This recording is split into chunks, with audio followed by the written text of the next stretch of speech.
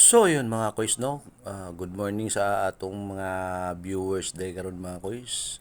Nakasayo day kog mata koys kay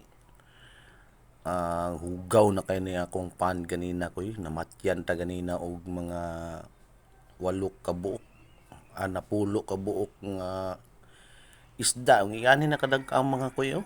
Saya nga lagi mga koys. Abot jud to siya og mga 1 kilo. Kilo jud to kilo jud to siya mga koys. Sayang mga koys, nagplano mong gugunta ko gabi nga ako ang alisdan siyang tubig nya kay gikan lagi kog daya mga koys. Alas 12 na ko naabot sa gabi. Mao nang akong una pagkabuntag na lang nako ni ikuan isdan og tubig. Pag mata nako koys, astang daghana ng lutaw mga koys, luya lagi sa mga isda mga koys. Astang sayanga kay pila ka bulan natong antos-antos og pakaon, ilis tubig nga to lang nahitabo. Na mali man gud ako ang kuan koys kay wala na ko butang og nutrifying nga kuan. Gitry na ko walay nutrifying ba na adi day pagsilbi walay nutrifying kay dali ra siya ma pollute ang imuhang kuan, imong pant kay tungod sa pagkaon ba nya walay kagawasan nga hugaw mga koys. O kanina ang ato ang harvest mga koys pang paniudto nato ni unya mga koys. Kani siya mga koys.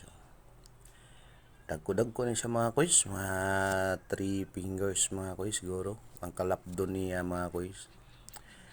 Mao ni ato ang pangpaniudto unya mga koys nga gihulat pa nako kong asawa kay nagatrabaho pa man siya ang mo limpyo ani mga koys kay murag hawd-hawd man to siya gamay.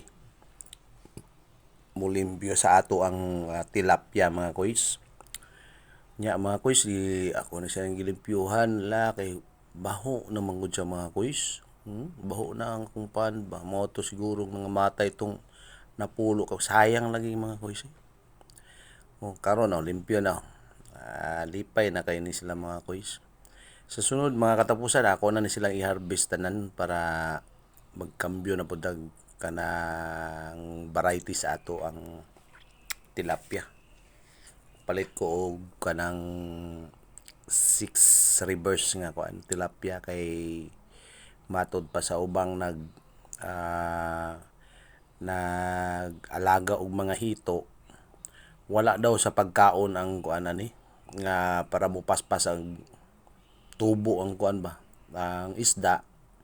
Kailangan jud daw naa jud daw na sa iyang variety sa imong tilapia. Dapat jud daw 6 rivers nga kuan tilapia para kuan paspas mo tubo siya ba. Kay 6 rivers ang lalaki mahimong babae, ang babae mahimong lalaki. Di naman sila manguwag mga koys kani nanguwag naman ni sila mga koys 3 months pa daw mga koys. Manguwag na daw ni sila. Mao nang magsig dagan-dagan, mao nang dugay mo tubo. 3 months naman sila mga koys. Nya mga koys no, kini ato ang kuan ako ni harvest katapusan mga koys. Mo na po ni konsumohon na po. Kasabado na po kuan po mag-harvest na po kuan kay limpyo na po schedule limpyo sa tubig para konsumo na po. Kuha na po tagpang konsumo mga koys.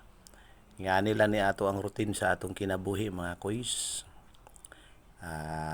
Trabaho, pakaon sa isda, trabaho, limpyo sa pan.